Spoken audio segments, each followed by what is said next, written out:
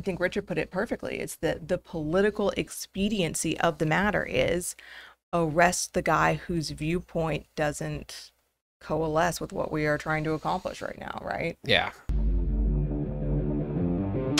We are the Arms Attorneys. Today we are talking about the freakish number of mobs attacking different institutions and businesses, both here in the United States and abroad. We are going to talk about this new mob rule, why it's occurring so much more often, what you can do to defend yourself, and what some of the pitfalls of having to be placed in that situation are going to be in this country coming up. But before we get started, show your support for the Second Amendment by hitting the like button. Now, I think what started this conversation was a horrific video I saw on the Twitters. No, I guess. I'm so glad that you Twitter so that I don't have to. Let's check that out.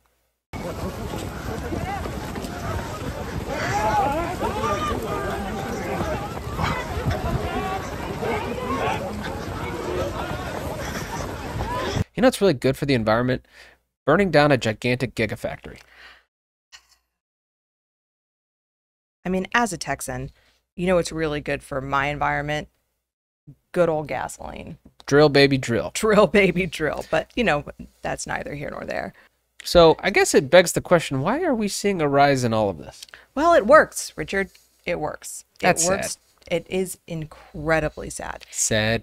It works to not just to change behaviors out of fear, but it works to influence our politicians as well. More and more we are seeing people caving to this sort of violent mob activity. I mean, if you want your best example ever, see summer of 2020, see George Floyd riots, right? Because Summer of love. Summer of love, because we saw not only these, very violent sort of protests, we saw not only lots of apologizing for it in the media, we saw politicians actually either backhandedly or full-throatedly giving their support to this kind of activity. I guess in the fear that they would lose those voters. I mean, I have to believe that's it, because politicians don't want to see things burn down. That's their bread and butter, is that things stay in place, right? Everything's going according to plan. That's what Richard is much more pessimistic than I. But we are, unfortunately, and this is a scary video to make, but it's something that I think is important, because my fear is, particularly leading up to the presidential election and past the presidential election, regardless of what happens, I think we're going to see a lot more attempts at essentially mob rule. So let's figure out how to protect ourselves now. So the next question, I guess, that naturally comes up is, what self-defense principles apply when dealing with large groups particularly? And I will say in the outset, what makes this so difficult, and I've heard it called several different things, just like crowd tactics, mob tactics. You see these with a lot of different groups. And this is what makes it very difficult from the self-defender's perspective, is that it's just all these straws that break the camel's back. So you'll have one person go up and, yell, and then another person will just take it slightly a little bit further, and maybe they're throw water at the person. Then another person goes up and pushes, and then another, and it just slowly escalates into where it's sometimes very difficult, depending on what's going on, to determine, all right, on this sliding scale of force from strong assertive verbal commands to using deadly force, what level of force is appropriate to respond, because this is a very dynamic situation. It is. And I'm just going to start throwing things out there. And Richard, you stop me as needed or jump in as needed, because there are so many things, and your brain is going to be trying to tunnel vision, and you are going to have to do your best to expand and to figure out what's going on around you, because these are the things that are important. Where is law enforcement? Is there any present? Are they paying any attention to you? Because if you have someone able to intervene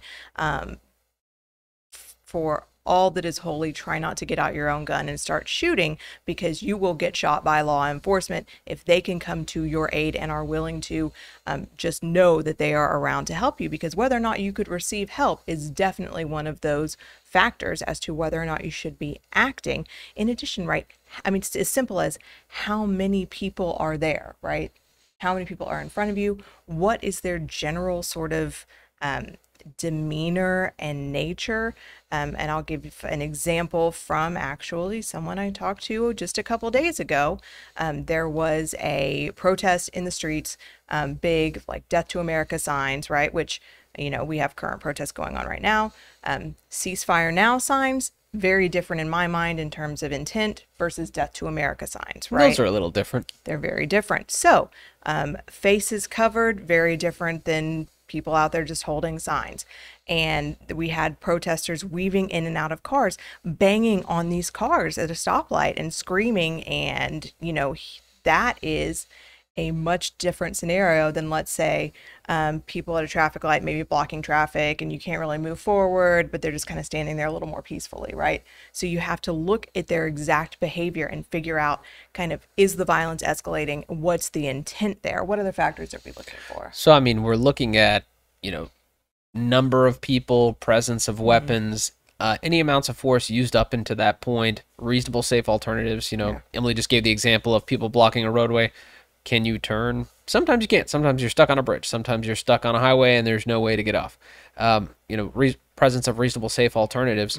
Because the things that, remember, good self-defense principles, we're looking at three things: immediacy, the amount of force used, and what would a reasonable and prudent person do under those circumstances. And so I'd say that last one, for the most part, goes out the window because we're saying how would a reasonable person react in an unreasonable situation. But we go back to these other two of what amount of force is being used as be reasonable under the circumstances. Well, going back to that dynamic situation, hard to assess, and then going back to this immediacy, again, I'd say there's some ambiguity created there because of this kind of stair-step effect of the madness of crowds. Oh, absolutely. Plus, you're going to look for probably not traditional weapons, but what can be used as a weapon, right? Think skateboards. Remember that high profile example?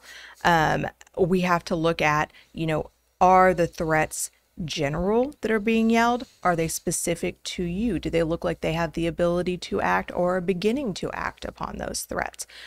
My gosh, it is a choose your own adventure book of what could possibly happen from this boiling tea kettle that we're all sitting in. And unfortunately, you have to make a very, very fast decision in a scenario that will be picked apart microsecond by microsecond in the sterile, safe courtroom by prosecutor and jury. Yeah. And it's not fair, and I can't make it fair. Well, do you remember Summer of Love, going back just a little bit? Remember that homeowner who took a strategic defensive position inside of their house with a firearm, and the mob was outside, and they arrested the homeowner because that was just the political expedient thing to do. So, I mean, not to throw some more, sticks in the wheels of justice, but I mean, well, it's a messy scenario. That brings us to our third point of discussion here, which is how are you, as the guy who's just trying to get home safely, at a disadvantage? And I mean, I will tell you that when we look at maps of these things happening right now, whether in 2020 or whether in right now as we sit here, That's convenient. we are looking at blue cities for the most part. And so now that helps that, like in, say, the state of Texas, you have a governor who is signaling intent to quash this sort of stuff. Yep. And that makes it less likely to occur. But if you're looking at blue cities, blue states, states in which it is tacitly or openly endorsed by the politics that be, you as the guy who's just trying to keep himself safe are going to be on the political prosecution bandwagon, right? I mean, you are I think Richard put it perfectly. It's the political expediency of the matter is arrest the guy whose viewpoint doesn't coalesce with what we are trying to accomplish right now, right? Yeah. So, I mean, in attempting to crystallize those self-defense principles we talked about, I know it may sound like this is not a very good answer to what should be, or what you would think would be, a straightforward question. Unfortunately, I don't know that any state's self-defense law contemplates giant mobs like this. No. But I think we have some advice about how to handle yourself. So my first advice is, if you can manage retreat, do it. Yeah, even in states that do duty to retreat is not a legal necessity, every single juror is going to say, you got this giant mob, you had this reasonable, safe alternative. Why didn't you just take it? So even in states that have stand your ground, I mean, that's going to be in the back of the minds of jurors, and it's something you should take advantage of. I'll also say, don't up the ante, right? As tempting as it might be to shout something back or to do something that could potentially escalate, do not. And I know that they're going to be like, the keyboards are already clicking. Why is it up to me to de-escalate? Well, legally, it's not. Practically, again, if you find yourself in the situation, do you want to do everything humanly possible to make your potential court case go as well for you as it possibly can? I hope the answer is yes. And so that's why it includes not only retreat if possible, but also not escalating the scenario. And then I think we just have to fall back on our proportionality, right? Yep. Be very, very, if you have a, here is what's being done to you, that featherweight, right? Just a tiny, tiny bit more than what's being done to you should be your proportional response. Just enough to get those people to stand down, right? If they're screaming at you and won't let you pass because they form a human chain, shooting at them, not your proportional response, right? Ratchet it back down, do what is proportional to what you're being threatened with. If they're coming at you with baseball bats, right, getting out your firearm and preparing to defend yourself with deadly force becomes your proportional response. So just be cautious in proportionality. And the last thing that I would say is these crowds and these mobs are more sophisticated than you might think. And a lot of people, obviously we see the blue-haired monsters with the nose rings and we think, what level of intelligence are we dealing with here?